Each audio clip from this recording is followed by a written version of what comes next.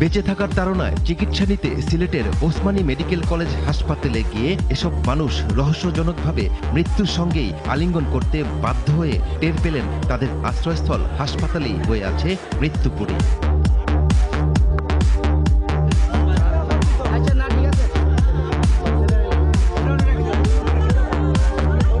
মৃত্যুপুরীতে লাশের মিছিল বড় করতে রাজনীতির নামে আবারও সহিংসতার সেই হিংস্র থাবার দাবানলে দেশের বাতাসে পোড়া লাশের গন্ধের শোকে চৌচির বিবেকবান মানুষের হৃদয়ের সেই ক্ষতের তাড়নায় প্রধানমন্ত্রীর চোখে জল।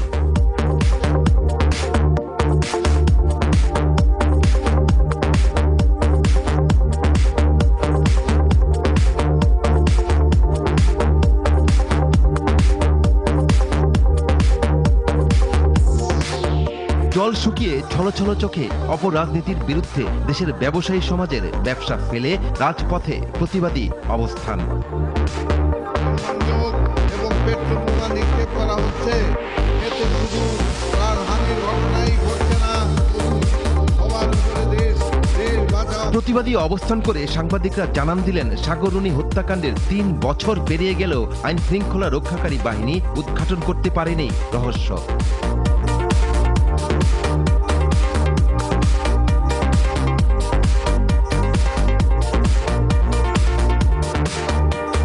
রহস্যজনক আরেক ঘটনা, স্কুল পড়ুয়া এসব শিশু অস্ত্র ব্যবসায় জড়িত।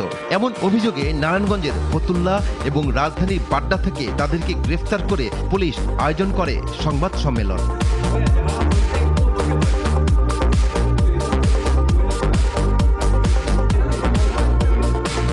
সম্মেলনে এলাকার সব জামাইকে একত্রিত করতে বগুড়ার গাবতলীতে আয়োজন করা হলো জামাই মেলা উপভোগ করতে বিভিন্ন অঞ্চল থেকে জামাইবাবুরা শ্বশুরবাড়ির মধুর হাড়ির টানে হাজির হন জামাই মেলায়।